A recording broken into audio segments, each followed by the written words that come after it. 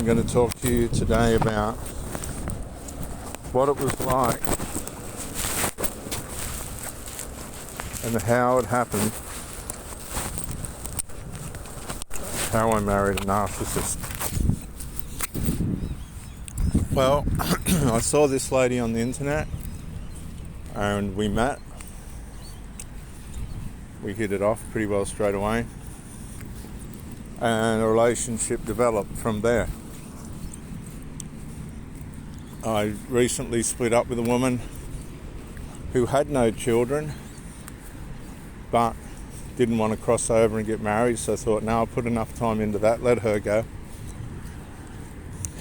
And then met this woman and began this relationship with her. She came out of a marriage which was not satisfying to her sexually. You do really have to be on your game as a man as you get older.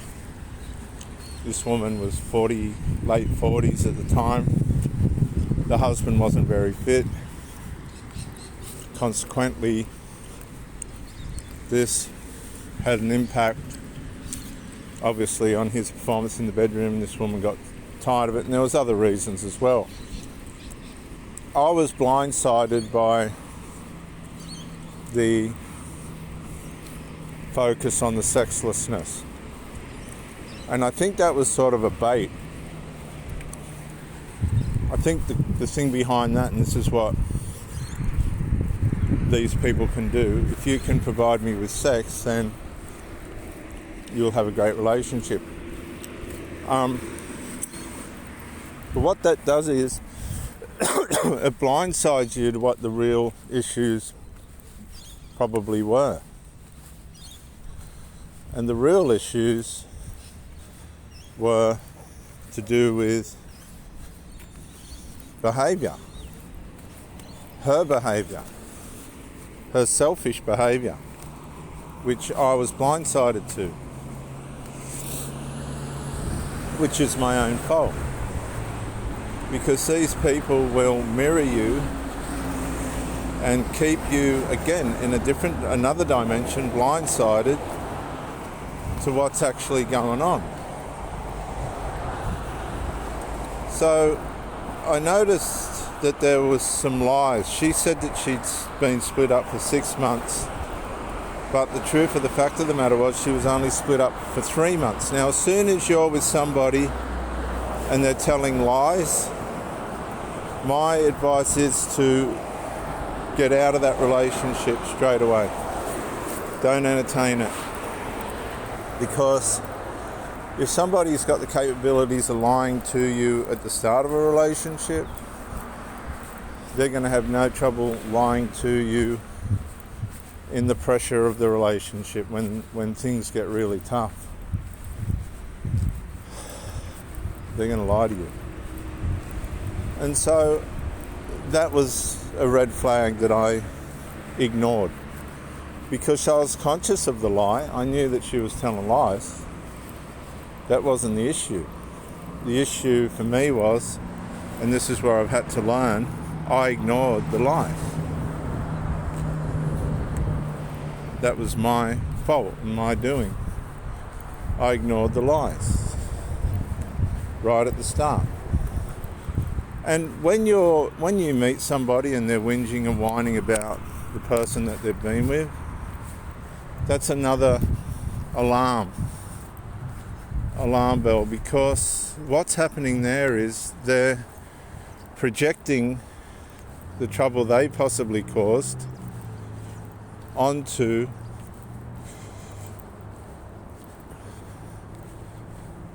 the partner that they've abandoned. Now, one of the stories with this woman was she went to the pub one night and this pub grub told her how beautiful she was, and she fell for it. And the next thing, she's had an affair on the husband.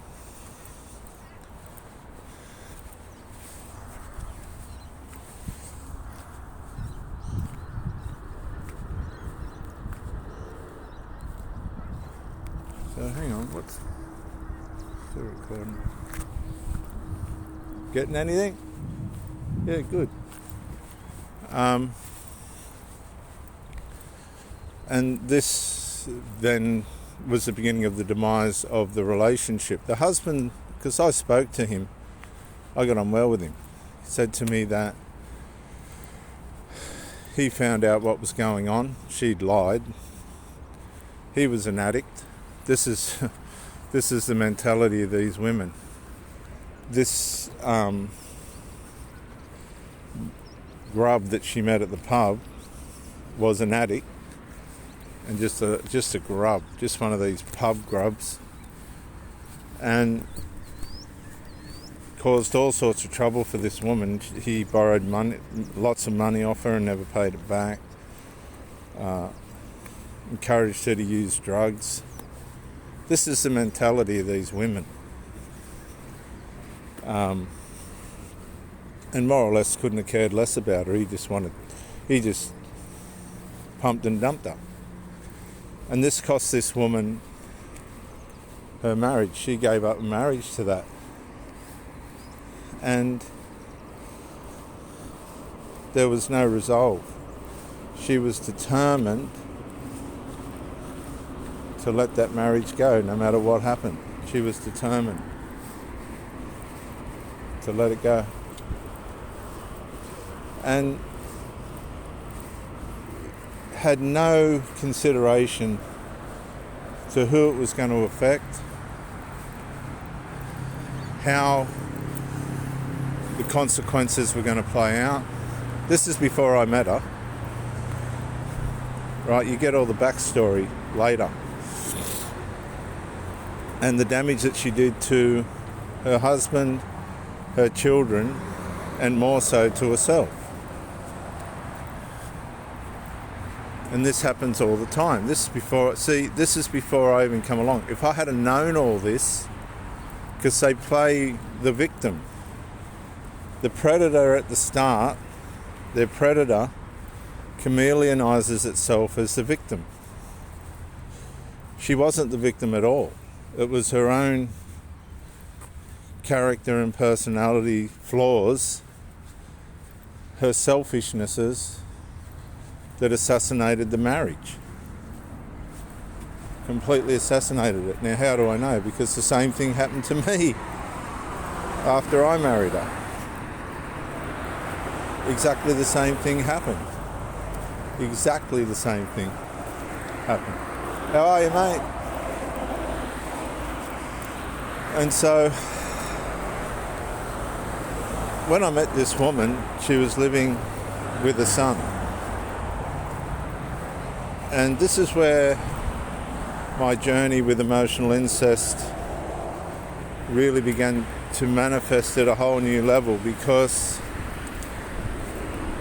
when I stayed there for a while, and then one night the door cracked open, and the son, he was 6'4", 20-something-year-old, came into the bedroom and hopped into bed with us.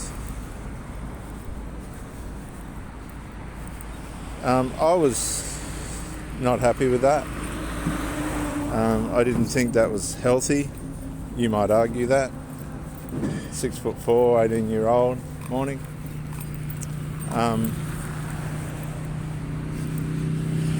But that's what happened in real life. She didn't complain. So my mind's racing. I'm going, right, how long? This must be, he must be sleeping with his mother.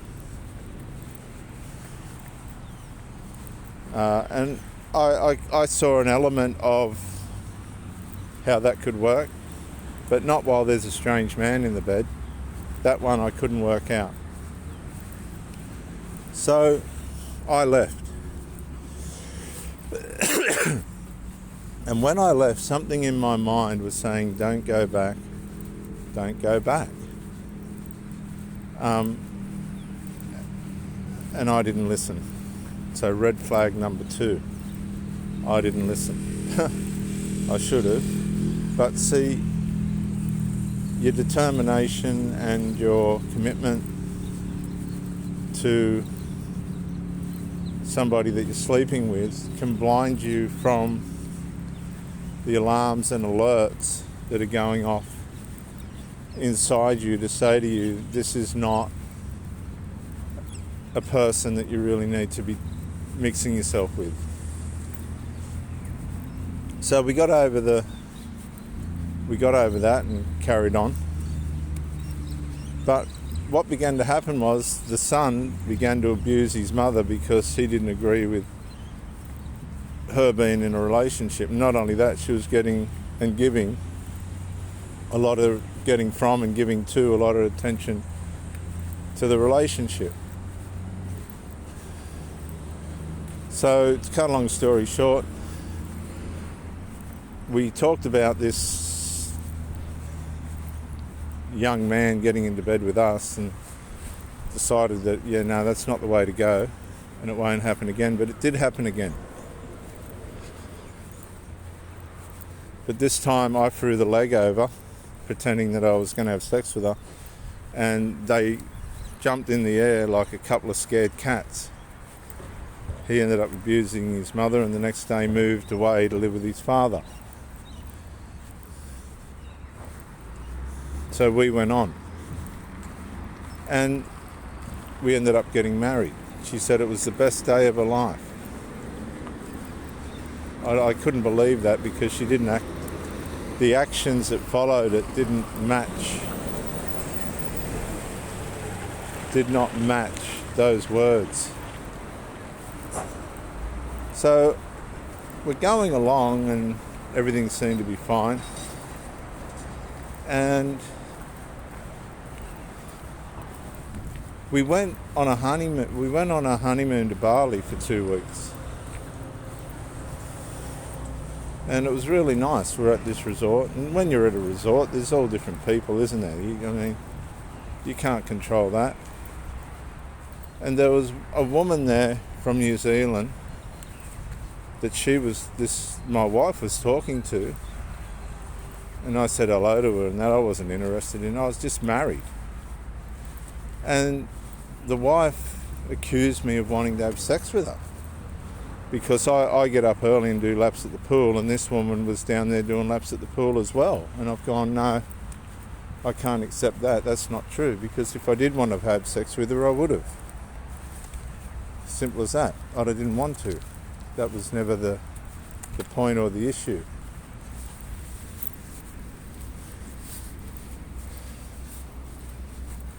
How are you, mate? Good. Good. Yeah, good, buddy. And so there was another red flag. The red flag of insecurity. The projection that I had an intent to sleep with this woman, which was totally false. I was more interested in the honeymoon and the happiness and enjoying Bali. So I've got all these red flags accumulated like a bunch of roses and haven't paid attention to any of them. But it was too late now, I was married. So we come back from Bali, all done, dusted, got through that. And we just bought a house, nice house. And we're going along. And we made arrangements to meet by the waterfront one day and have a walk along the waterfront and some exercise and get about our day. Well, I'd lost my mobile phone broke, so I organised to pick up another mobile phone. And I had to meet this woman at 11 o'clock. And so the wife was going to go to the post office and then we were going to meet at 9:30 at the waterfront. Well, I got to the waterfront at 9:30 and this woman's nowhere to be found. Now, I've started to panic because I need to go and pick up this mobile phone for work and everything because I didn't have a phone. I couldn't contact her. I was wondering where she was and there's just nowhere to be found. Now this sort of thing I don't take too well to. And the fact that I couldn't communicate her really blindsided me from knowing what was really going on. So she said to me when I finally caught up with her, and never turned up, I went and got the new phone and made my way home. No transport, because she was going to meet me down at the waterfront. No transport. So I'm heading up the street and she's pulling out of the street, and I said, "Where were you?" And she goes, "I went shopping." I've gone, "But we were supposed to meet down at the waterfront at 9:30 to go for a walk along the waterfront." And she just shrugged that off. And I could not believe it. I thought, who is this person? Like, what's going on here? Who is this person? How did that happen? What's going on here? Well, she was driving off to take this dress back, apparently, that she bought that morning when she was supposed to be meeting me. She was driving back off to change it because it didn't suit her. And so I decided, the wind was up, so I just decided to go kiteboarding, but I was very, very confused. I was confused about what was going on, how that had all happened, why did she just not turn up, and what was the reason behind it all.